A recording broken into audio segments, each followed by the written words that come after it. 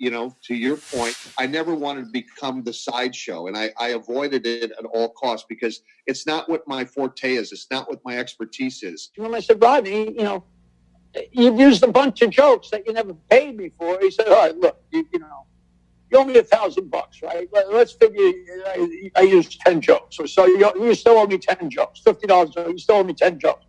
So I said, that's fine by me. And all she ever wanted was to watch Seinfeld to help cheer her up. And this is, pre-DVD days when you couldn't just buy DVDs or download or stream. And Ralph owned like a VHS compilation that was like taped off of the air of every Seinfeld episode.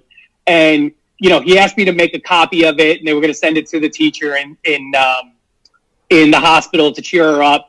And lo and behold, she goes to put this tape in, and it's a porn tape.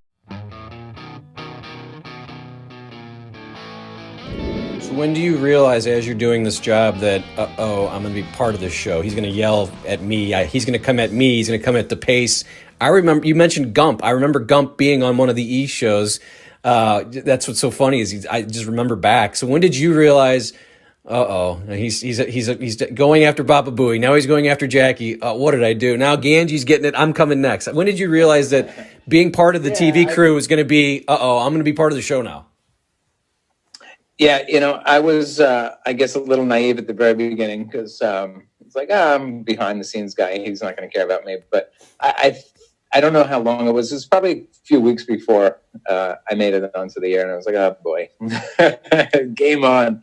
But yeah, I was not expecting to be on, but as you become more associated with the show and friendly with everyone on the show and just a part of the family or the team there, just everything, you couldn't do anything. You could walk in the hall and just, scratch your nose. And next thing you know, you're on the air because Doug was picking his nose in the hallway, and then you defend it. And then it just escalates. The more you defend yourself or the more you sort of fight back, it just became, you just exacerbate the inevitable, which is it just always evolved into something that is something as innocent as just scratching your cheek could become fodder. Is that right away? Like, hey, be ready. You're going to be. You're not only being the news guy. You're going to be a character like Robin and Artie and Fred. Steve's going to be over here. We're going to do stuff with Steve.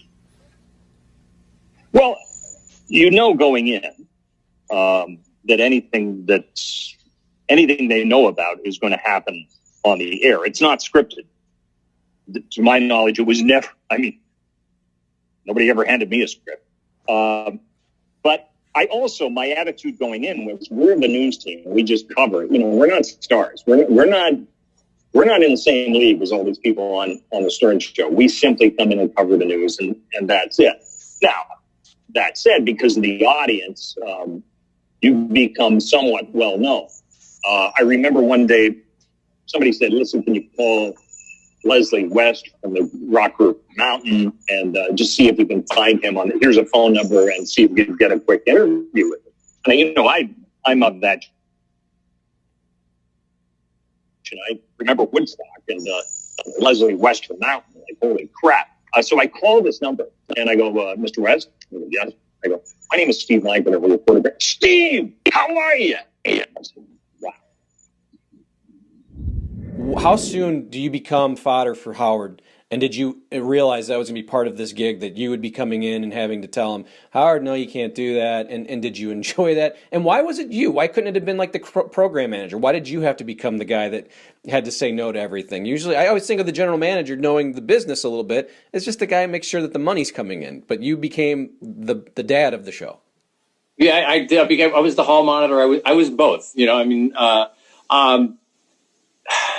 It became that. It became me, because when there's that word again. Now I'm going to think about that every time I say it. Absolutely. It was me, because it was my responsibility. General managers are responsible for the licenses of their radio stations, and I had a conversation with my boss Mel. When we got the first FCC complaint. Which we were not guilty, and we were never guilty, and said, what's the most important job? Well, the most important job is protecting the license, right? So that's when I started having to come in the morning and edit the show. What was that like when you did start? Because I remember I listened a lot, and they mentioned your name, but it seemed like you became more on air. Was that fun for you to go in and be part of the show? No, it was something that I avoided at all costs. And Howard would always tell me, "Hey, you're not a team player. You're not a team player." And I said, "Look, I'm running your company. I'm running your business. And it makes it very difficult when you turn me into a sideshow because I got to negotiate contracts. I've got to develop relationships with people. I've got to, run the day to day. And just by this conversation alone, to your point, I never wanted to become the sideshow. And I avoided it at all costs because it's not what my forte is. It's not what my expertise is. I'm good at relationships. I'm good at, driving the day to day, in an organization like that. And I know what has to be done. I have a vision of it, but I just didn't. That was a distraction to me, and it was. It took away from time that could have been more productive. So I thought it was more a detriment than it was a help. How did you enjoy the news team being around there, always fishing around? Well, we created it. So we created that monster, and it was content. We were just a content, machine, 24/7, 365, and it was all part of the game. But then they start reporting on people like you. Like, don't you go? I created this monster. What the hell was I thinking? Yeah, it was what it was, but you learn through experience and all that. But it was just a good group of people. So what I kind of did was my wife and I would go out and do stuff, and we kind of put together the notes on Sunday. We'd sit up on the roof of our apartment building and kind of smoke, and then put together the notes on Sunday. And I would email them to Jason and say, and he would always, I'd always tell him, like, hey, if you want this story, I'm glad to come in and tell it. If not, no big deal. So, and they would, it would go into the stack that they present Howard, and he would call you in if it was an interesting story. It was basically that. I loved, as acrimonious as it was, I loved the back and forth with Shuli and I, and people think I hate Shuli. I really don't. He's like a brother. Shuli and I worked together fucking 24/7, it seemed like. From the moment we got to the building to the moment we left, Shuli and I worked together a lot. So we were kind of like brothers. We would fight like that on the air. So I love Shuli. I don't dislike him, but I did like what he did for this reason. It's because a lot of people out there have misperceptions like Shuli does. And he was representing a portion of the audience that just has this complete misperception of what swinging is or what the lifestyle is. Most people, if you're not in it, you really don't know or have any idea what's going on. And a lot of people have those misperceptions. And I was glad Shuli and Howard kind of filled that void for the audience so they could take that position. What's it like for you when now you've had a few pretty good arguments with Shuli and Ralph on the air, and then you have to go back and watch it and know that, all right, that's going to have to make it, and that's going to live in perpetuity, and I see it on YouTube now. Does that stuff kind of come to your head when you're like, oh shit, what did I just do? Yeah, I mean, it comes down to like it was a very real environment. So when you're on the air or it is a show, a lot of people. What made that show so interesting and unique is that it was people were real raw, and it was real emotions, and it was real fights, and it was real arguments, and it was just. You almost forgot sometimes, a lot of people would come off the air and be like, oh my God, like, what the hell just happened here? You feel like you're having an argument with someone face to face and you're not realizing it's on the air. So you're like, oh shoot, yeah, sure. There's certainly moments where you're like, oh man, what the hell? Well, that's part of it though, right? Because Howard breaks it down and makes you feel like you're just in a room with guys and it's like, right? I mean, it feels like that's what happens with that show. Absolutely, yeah. And even with the guests, that's always been a thing. It's just you sit down on that couch, and it's just like you just feel like you're having a conversation, not an interview, not live, not on the air for people to be listening to. Just very comfort. That was the best skill he has, is just making people feel comfortable and almost forgetting where they are, that they're actually not just having a conversation without microphones and being broadcast. You do have this call from Sour Shoes that comes in that's not actually Sour Shoes. Can you laugh about that now looking back? Because I mean, this thing was played over and over. Yeah, I know. I often tell Gary that, I did 6 years of a lot of really great reporting, and the only damn thing they play is that alleged prank phone call. What was it like? I mean, to know that they got you, and not only did they get you, it's, you know, some people do a practical joke and then it's over, but this thing is going to be played now I mean, you just hear I saw her shoes. Well, listen, worse things have happened on that show, but I got to tell you, I like pranks, and I mean good pranks. I often said that, calling me 300 times while I'm trying to get my work done is not necessarily a prank. In fact, I asked Howard at the time, I said, okay, this is really funny. Give me your phone number, Howard, and I'll call you 300 times over the next couple of weeks, and we'll have a great laugh about it. But like a real prank, it seemed to me, was the time when Artie and Ronnie pranked me amazingly. And that is, I'm standing the cue each day when I had to come in and do the headlines on the Stern Show, was I would stand outside the studio and simply listen to the show. And all of a sudden, Howard out of the blue would go, Steve Langford's coming in now with the headlines. I'd have to race in. So one day I'm standing there at the door with my script and I'm listening to the show. And Ronnie goes from across the hall in Scott's studio, goes, come here. And I go, no, I think Howard's going to call me right. Oh, come on, just come for a second. So he wants to show me something 10 feet across in Scott's studio. Little do I know, Scott hits a button, a tape that says Steve Langford's now coming in with a Howard 100. So I go, whoa! I go racing into the studio, and I put the headphones on and go, and Howard's in the middle of something, and he goes, Steve, what's up? I mean, you're welcome to be, but what's the occasion? What? And he could tell from my face, and he goes, what's the matter? And I go, I've been had. And he goes, who did this? I want names. At which point I thought it was the funniest thing on earth. And so he hauls Ronnie in. He's got Artie in there already, and he starts screaming at them for 10 minutes. Obscenities. He went nuts. And at first I was laughing, and then finally he was so mad I stopped laughing. But I thought that was a great prank. And I do remember you spent a lot of time in that hallway, right? Like that was kind of the worst part. You don't even know, right? When you're coming in and then you can wait for 45 minutes like this. Oh, wait a minute, he calls. I got to go in and I got to deliver this news, and there's no place to put your paper. You got to put the headphones on and hold on to your papers. But it was a great opportunity. So I mentioned this tape. I think that's the big first thing that happened to you, right? Like, tell me a little bit about. So what, you were supposed to tape something? I mean, there were many, many big things that happened before that. I mean, that wasn't necessarily the biggest thing. But it was memorable, maybe? Is this probably one of the most memorable because he also put it in the book. He retold that story in the book. And would you so I think that really, at the end of the day, kind of cemented that story. In case people don't know what we're talking about. So the story was, yeah. Which version do you want? Do you want the version that he told on the air? Do you want the version that he told on the air, or do you want the truth? Because they're not the same. Go both. But I'll tell you his story. So his story was, he had his daughter's teacher was dying in the hospital, and all she ever wanted was to watch Seinfeld to help cheer her up. And this is, pre-DVD days when you couldn't just buy DVDs or download or stream.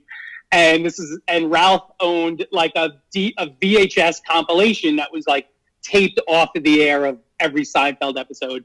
And, he asked me to make a copy of it, and they were going to send it to the teacher in the hospital to cheer her up.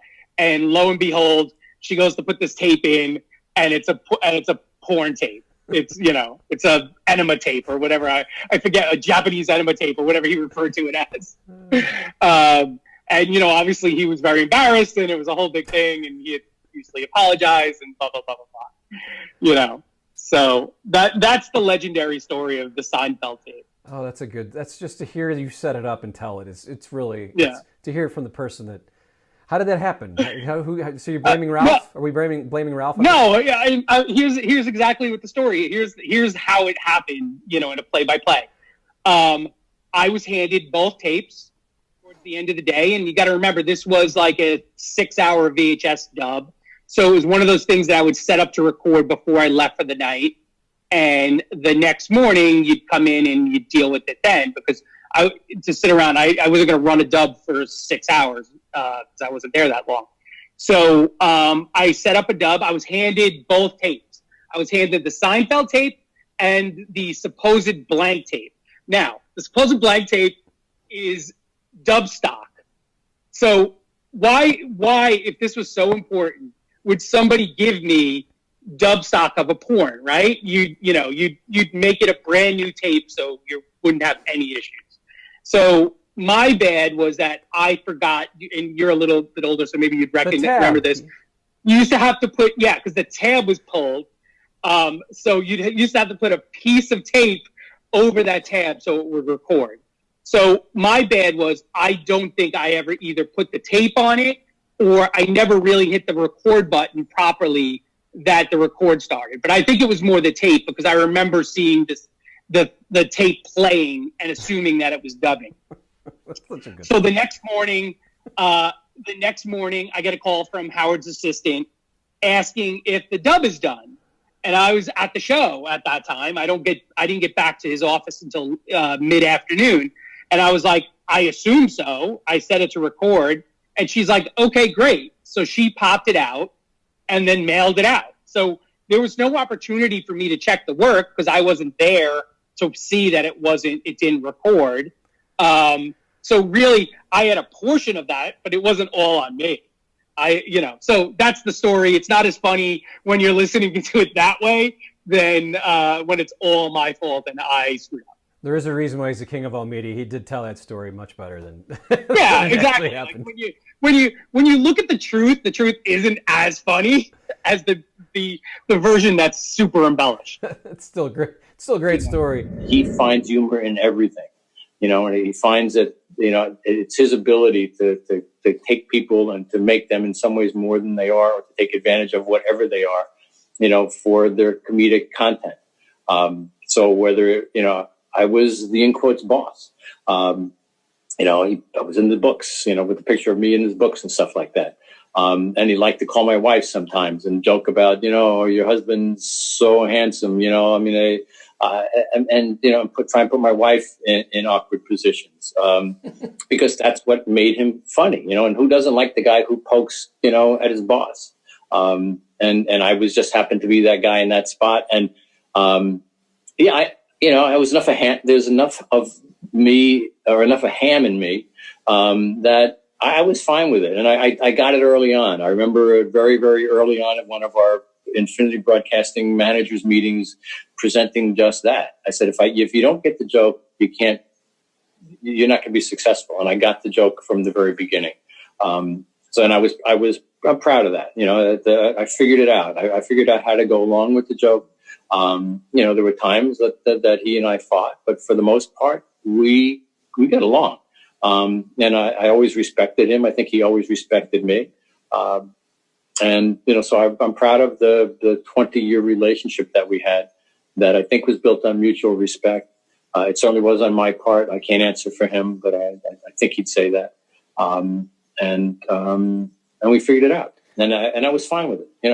I hated it at times. I hated having to be the guy, to tell him you can't do this or you can't do that and argue over words. Because when I became the censor, I didn't want to be a censor, but it was my job, and I accepted the job. I got paid to do it, and therefore accepted that responsibility. You mentioned something here and I was listening, and it made me think of the fact that, when you'd come in, it clearly he was angry, but everyone always says, oh, he's different off the air. But it does become a great bit for the radio that, oh, here comes Tom. There was theme songs. Here comes Tom. Tom, it's time to stop having fun. All these songs. So it became a bit, and he created a character for you. And so maybe that's what it was. I mean, as bad as we all think it was for you and him having to deal with you, the fact that it was a bit just made it good radio, and that's all that really mattered to him. Yeah, and that's all that really mattered to me. End of the day, that's all that really mattered to me. And I knew if we were arguing, it probably wasn't about. It may have been about things that had related to a body part or a body function or whatever. But it wasn't dealing directly with it. And and those were the those were the things where the people who, when they started to super focus on him, and the religious right, was going out of their way to try and drive him off the air. Those are the things that they were focused on. And if we were arguing about whether 50 Cent, or I should say properly, whether 50 Cent could say bitch 100 times, in 5 minutes, or whatever the other things would be, that at least it wasn't about those things that, that we were being super focused on by people on the religious right. What did you think of that at the point of where you're now running the dump button? I mean, you're the executive of the show, and you should be dealing with other stuff, but you really just sat there and had to listen, right? I mean, did you ever think? Yeah, oh yeah. No, I sat there for 6+ years, listening to every word, and editing it when unfortunately when I thought I needed to. How hard was that? How hard was it to know that this is going to create some drama later, that he knows it? I didn't even think about it. I just did what I had to do. Okay. Honestly, it was regrettable. I didn't want it, but I knew I had to do it. And the idea was I was going to do it for a very brief period of time until we found a person better suited to do it. But we only did after I got sick. When I got sick in '98, obviously I wasn't coming in, and I was out of work for 14 weeks. My life was on the line, so editing the show was no longer a priority. I was in a hospital. It was a year. The year was up, and so I now go sit and Tom renegotiate. I was like, look, Tom, I just working 60 hours. Really, why don't you just pay me for 40 so I can get health insurance? That would be kind of cool, And can I get a little more? He's like, no. I was like, I'm not asking you to pay for me for the 60. Just give me 40 so I can actually go to a doctor. He goes, no. You'll work 30. I'll give you the company standard increase, which is 25% on $6.40. What does that come out to? I don't know, but it's not a lot. And he goes, that's that. And then from now on, you have to leave when you can't work after your 30 hours. I'm like, So I again had that conversation with Howard, bringing him down. I told him what I just told you, and this is the moment I decided to leave. Howard goes, that's Tom. And I went, yo, I'm done. So if I stay here and have to eat that bowl of shit every day, I'm going to get fired. I'm going to burn this bridge. I'll never be allowed back. So I said, you know what? I'm going to LA to be an actor, and I'm leaving the show. I might as well bow out like a gentleman and not go out like a punk, because it would have been bad. I was angry enough. I didn't need any more. That would have put me over the edge, so I just bowed out. Yeah. Well, one of my favorite moments is when you get your head shaved, and that's right when you started, I think, right? And you were so quiet. And I was there for a while, but you got to understand something. This personality that I've seen you come up with, like during the serious days, and now in your podcast, which we'll talk about in a second. But the young gorilla is like, "Hey, don't touch my hair." Well, here's the deal. You have a wonderful head of hair. Look at that. Look at it. I know. I haven't cut it since March. So my biggest phobia ever since I was a kid was to lose my hair. I love women. I think that if you don't have nice hair, women aren't going to like you my whole life. So as a kid, I used to walk around with a brush in my back pocket. I had to have conditioner. I had a blow dryer. I had mousse. I had hairspray. The biggest fear, because I was terrified of losing my hair, like phobic. So when I started losing my hair, I just happened to be working on a radio show where 20 million people listened, and I got made fun of on a daily basis. So my anxiety was already ready to explode. And then I had that happen, and then the salespeople came in and they were like, "We got this new sponsor. It's a hair transplant thing. They want you to fucking be. They're going to do everything for free. You'll have a full head of hair. How will make fun of you anymore?" And like that was my anxiety-ridden state in answer. So I went to this butcher and had it done, and I was 22. No one 22 should ever go to fucking a hair transplant. But they let it happen. I did it. He still made fun of me, and I knew they're gone now. I had them taken out. But I still do have the scars, which I don't care. I'm still, which Jackie was drawing as it was a map. As it was go to the Catskills, make a left, and you'll be in Long Island.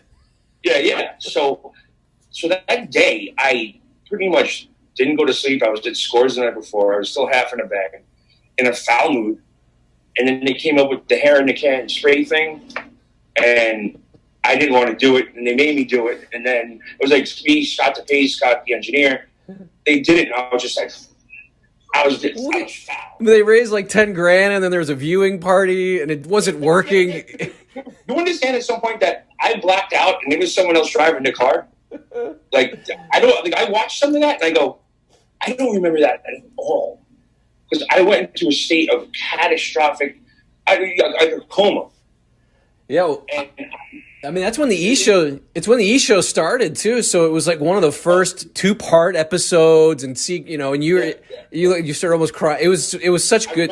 I remember after I watched that, I went down to get Howard's lunch, and for Stuttering John to come down and say, "I'm getting it," because he did not want that dude touching his food. He goes, "You have to go up there right now." And I was like, "Oh no!" And by that time, it was like at that time, it was already up to like $600, and I was like, "Nope." And the more I resisted, the more money came in. And then I was broke. So by the time it got to like $4,000, I was just like, click, and they just did whatever they did. And but I remember being at Scores that night because they put it right away, and it was the E show was on all over the Scores. And that night, Jake LaMotta was there. And I'll never forget it. He was like, in the house tonight, we have Jake LaMotta, but Steve Grillo is here. And I was like, I just got like Jake LaMotta, the Raging Bull. They didn't care that Jake LaMotta's here. It was crazy. When Rodney Dangerfield comes in and he does an interview, this is when he still has his wits about him. I think it was like 97.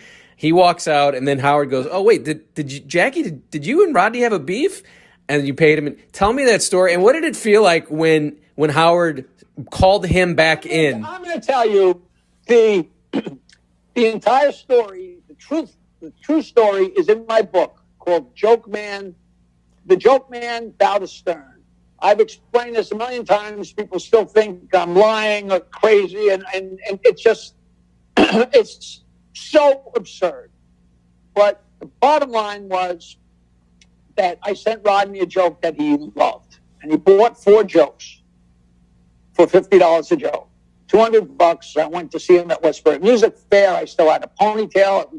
That was a couple of years from becoming a comedian, and he loved my Tennessee 2-bagger joke, and I sent him jokes from then on. I kept sending him jokes, and he only once in a while. He was very picky. Every comic in New York sold him a joke here and there, but very rarely, But it was $50 a joke. It couldn't have been more known in the comedy circuit. And at some point, I wrote to him and said, "Roddy, I want to reprint my album, and I have no money. Can I borrow $1,000?" And he loved me, and he got so much mileage out of the 2-bagger. I was his pal, so he said, "Man, no problem." And he said, "Come by," and I went and picked up a check for $1,000, which he lent me. And then over the next however many months or years, he never bought other jokes. And all of a sudden, I saw a joke that he said on Carson, or I heard a joke on an album that I had sent him that he hadn't bought, which I don't care. But, and this is what I didn't say on the Stern Show. I wanted to say, Rodney, you were so drunk and so coked up and always stoned. You didn't know what was going on. He didn't have a bookkeeping section and a secretary. He was just some crazy man. And so I went to see him at Dangerfield's, and I met him in a dressing room. I said, "Rodney, you've used a bunch of jokes that you never paid me for." He said, "All right, look, you owe me $1,000, right? Let's figure I used 10 jokes. So you still owe me 10 jokes, $50. You still owe me 10 jokes." So I said, "That's fine by me." And I just wanted to have him acknowledge that I had sent him the jokes. But the idea of, you already paid me half of it in jokes and you owe me 10 more jokes, that was his concept, not my concept, but it makes perfect sense for this simple barter. If you buy something that costs 25 cents and if you buy 3 of them at 75 cents, it was not rocket science. So he didn't buy anything. He didn't buy. We had wound up going to Las Vegas and Fort Lauderdale and had the greatest time in the world. Then we flew first class, and he paid for everything. He paid for my hotel room and booze and and Coke and God knows what that all cost.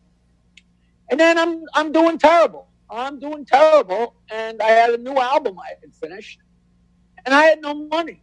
I wrote to him and said, Rodney, I got another album I want to put out, and I have no money. Can I borrow $2,000? And he never wrote back, which is his prerogative. Like, who cares? If I ask you to borrow $5 and you say no, that's your prerogative. Who cares? After he came on, he was leaving, and I don't know exactly what Ganji said to him, but Ganji said something about, hey, Rodney, you see Jackie in there?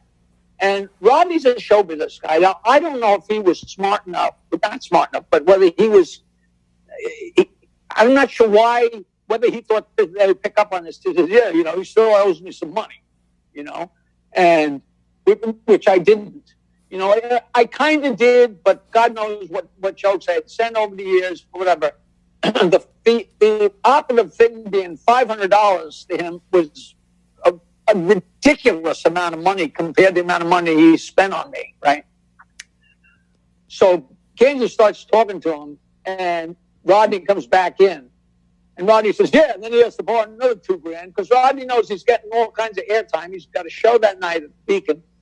And by the time, and there was a writer there from TV Guide, and I said, look, I'll give you $1,000, because everybody's the worst thing Rodney said, and he was totally lying. He said, I don't know anything about this paying in jokes, which was all he had to say. And every comic in the world knows that, there's, I can name 100 guys that have sold him jokes for $50 a joke. So I wrote out a check to him for $1,000 and walked over and handed it to him. And whoever the writer was from TV Guide, he took the check. I'm sure he still has it on his bulletin board somewhere. But then he said, yeah. And then he asked for $2,000 more, real ballsy, And I had seen him in Fort Lauderdale, and I had, in the afternoon one time at the comic shop, and I said, are you mad at me? He said, no. I thought it was a little ballsy asking for another couple grand, but I didn't want to give it to you. I said, well, that's fine. He said, yeah, too bad. It was the best fucking joke I ever had, blah, blah, blah. He goes back in and starts talking, and he tells Howard how I had asked him for another $2,000. By the time Rodney left the show that day, Howard had me owing him $3,000, which, number one, isn't a lot of money to Rodney Dangerfield or to anybody, really. But, of course, I didn't owe him $3,000. He never even answered my request for the $2,000. But anything like that was never going to find its way onto the air with Howard. And I wasn't going to go, Rodney. You were so coked up. You never gave me that money, and he didn't. He never said he did. Just that's how Howard would. If you went back and listened to it, I'm sure. I didn't go back and listen to it because I'd just get crazy. But to this day, if I go out, somebody will say, Jackie, you want me to buy you a beer? I know you ain't buying one, you cheap bastard. Rodney's dead for 5 or 10 years. People send me emails. Pay back Rodney, you cheap fuck. Which is funny. It was great theater. But that's the absolute truth of the whole matter. And a lot of people say, God, it was so interesting to read it in the book because it makes total sense when you read it. But that I don't fault that because that's Howard's genius. He had the whole world thinking I was cheap and that I was angry and that I was no fun and I had no friends. And my friends were flabbergasted because I couldn't be more generous.